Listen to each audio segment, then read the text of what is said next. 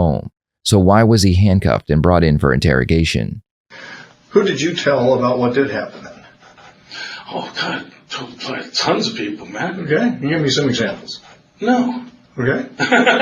No, I'm not going to sit here and name names for you, man. Mm-hmm. If you think I am, you're just barking up the wrong tree. Okay. You really are. But I'll tell you what, I don't really understand why this stuff that you're talking about with this dude and the car stuff, why would that get handcuffs put on me? Well, why would those handcuffs go on me? What did I do that was illegal in any of that stuff? What did I even have to do with it? I wasn't even there for any of it. None of it. Okay. Not anything that you've talked about so far. I was a long way away from it. Okay. So why would I get handcuffs put around my fucking wrist for it? Well, where were you when that happened? Well, man, I know where you're talking about. I wasn't there involved in anything that happened if there was a story made up about this theft thing or whatever. Mm-hmm. If that's the story that you're talking about, and the car thing about the whole fucking car deal, mm-hmm. I wasn't there. I wasn't involved in it. Okay. You know what I mean? And I'm not going to tell you the story about it. You can get that from other people who like to tell stories. Some of it we have. I'm not going to. So back in the middle of June, do you recall getting called by a FedEx guy from your house? Yes, I know about the FedEx guy. Yeah. Okay. Yeah, so tell me about that. Man, I shouldn't even fucking... I'm not trying to... I'm not going to try to do anything that's going to get Nicole in any kind of trouble, man, because I'm not here to try to get her in trouble, all right? Mm-hmm. If that's what this is all about. And I don't really understand, but I'll tell you one thing. You know what? If you want to hear this story from me, you get Nicole here too. Both of us in the same room. It doesn't work that way. Well, that's the only way. That's not going to happen. Because I'm not going to tell behind her back what this. I'd love to tell you the truth, but I don't want to do it behind her back. It's against my personal rules. I'm not going to sit here and talk to cops about anybody behind their back. But I would like to have her here so me and her could. So we can. I'm a little bit confused too. Nicole, tell them this and tell them that. I would do that in front of her to try to get this straightened out because I don't. You guys are just got the story is so fucked up. And if you really knew what the deal was, well, like I said, if you really knew what the deal was, you might. I don't know if you'd arrest Nicole or not, but I'm not going to get her arrested. I'm not pressing no charges on her for anything that happened then. If that's what the deal is. I guess I'm a little bit confused because when Nicole, you're saying it's a story. When Nicole says that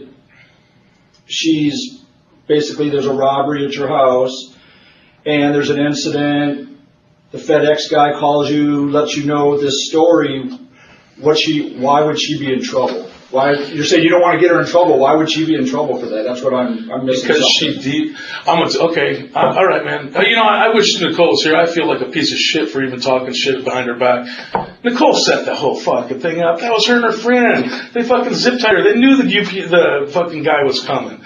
That was a setup. She robbed me. She even brought the stuff that was robbed. She brought a bunch of it back. Man, that's her and her friends. If you want to know the fucking truth, I've been robbed by the girl so many fucking times you couldn't even count it. Really? And that whole robbery right there, that stuff, everything she stole from me then that she brought back everything she couldn't sell on OfferUp, her and her fucking junkie friends. And that's what fucking happened there, man. It was a total lie. I know it was for a fact. She, like I said, her mom knows. She told her mom what all fucking kind of stuff was stolen in this big robbery, and then her mom comes over when I was throwing her out, and her mom starts looking at all the stuff and goes, "Oh shit, here's something, this was stolen." All stuff that half the stuff she told her, anything her and her friends couldn't sell on the fucking OfferUp, she brought back after she wanted to be back with me and stuff. What items did she take or try? Well, I'm not going to sit here and lay out a big old thing for you. Ask her if you can get the truth out of her. Ask her. You know what I mean? But Mark is one step ahead of the detectives. Their initial goal was to get Mark to tell them that he knew that Robert had broken into his home, which would have given them motive. Mark knows this, so he tells them that it was Nicole who broke in, and that she even brought back some of the stolen items. It's a risky move because it requires that Nicole tell the police the same thing, which would mean she is admitting to theft. After telling the detectives that he knows it was Nicole, Mark still wants to know why he's being interrogated. I'm not going to be your storyteller. You know, all I can tell you is you're barking up the wrong tree, and I don't even know what the fuck it has to do with you guys. When if I'm not mad about the shit. If I forgave her for everything that you're talking about, I know about the car. You got the car story completely fucking wrong too. Okay. You know what I mean? But she was an asshole in that story, and I can't say I forgave her for it, but I sure as hell didn't go press no charges on her, and I was told to at the time. I was told by a lawyer to press charges on her, and I told the lawyer, I said, man, all my life I've been telling people don't use the cops to handle your business. So is this my price? Is this where I go? Go against my judgment and go have her fucking arrested or something like that to get my shit back. In any case, it's my own personal problems. I chose to live with them. I lost a lot because of the girl, you know what I mean?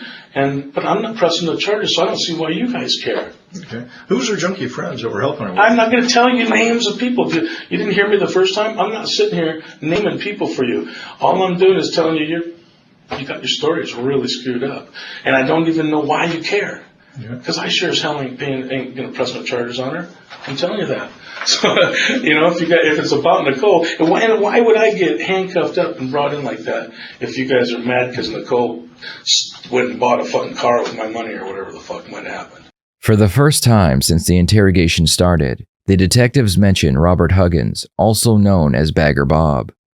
Okay. Is Bagger Bob part of that? Part of her junkie friends? Bagger Bob? Yeah.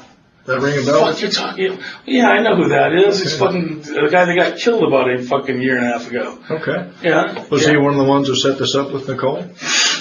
Man, you're going to have to, if you're trying to like tie that into this or something like that, you're going to have to talk to Nicole about that. Okay. Well, I was asking you because you said it was her junkie friends, and I assumed that meant you knew who.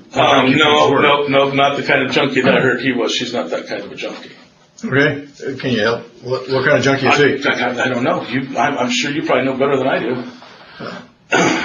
So when you say her junkie friends. Yeah, I'm not talking about any of our ex-fucking club brothers or anything like that. No. Okay. All right. I'm talking about her friends, not my friends. Got it. Okay.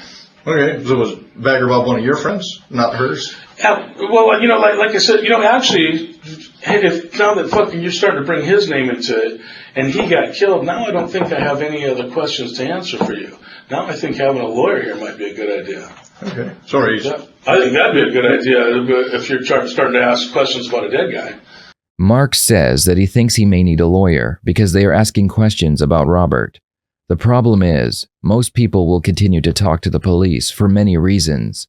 First, they are curious about how much information the police actually have against them, and they don't realize that a lawyer will get a discovery for them, which will have every piece of evidence the police have.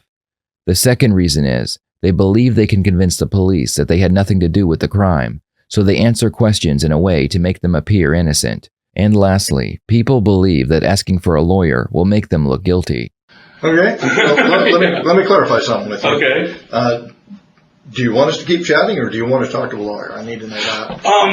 Well, if you want to tell me what I'm doing here and what reason, I may try to help you out with that. But if you're going to keep me in the dark, well, then I got nothing else to say either. Okay. So I still need to clarify with you that one point, because you mentioned a lawyer, and I need to know if you want a lawyer now or if we can keep chatting. This is what I need to know. You can keep chatting. I'll keep listening a little longer before I call in a lawyer. Yeah. Okay. When the FedEx guy called you, you came down to the house with a friend. Yeah. Oh, you went to your house by yourself? Or? Absolutely. Yeah. Okay. What did the FedEx guy tell you? He said fucking, I'm not going to get into the story. I'm not going to talk. I'm not going to talk about it. That's Nicole. Nicole's going to have to tell you that story if you want to hear something from her. If you got her all involved in this. Well, Mark, let me say this. We have you're saying their stories, so whether they're true or not, that's what we're trying to find out. Okay. Right. That's our job. Okay. To realize that, right? Sure. And as cops, so if there's incidents happen, we got to figure out what's true and what's not. Okay. And we do that by talking with people. Okay. Obviously, that happened a while ago, so we've been working on this for a while, months. Okay. That story starts a much larger story that we have. Right, starts with at your house with a theft happening that includes Nicole being there, okay? And there's a FedEx guy calls you, right? So this is where everything's... That's why I wish she was here, right? So she could straighten some of this. So this has been going on for a while. And you keep telling us, talk to Nicole, get the story from her. Well, if she's the one that's involved in the story, you need to talk to the players. Right. I'm not telling you to talk to her. I understand. I'm telling you to talk to whatever players you're talking about in your story there. You talk to them, and whoever you said rode there with me or whatever, talk to them. But you guys have got to also. So over the last several months, well over half a year, we have talked to a lot of people. Okay. And we can tell you right now, Nicole's in front of a grand jury. Okay. There is, you say talk to her, there's a story there. Oh, okay, I didn't know that. So I'm just letting you know that, so we have a story, so we want to get your side of it. Ah, gotcha, okay. So we know what's true and what's not true. All right. Interrogations are like playing poker, where both people are trying to outplay the other.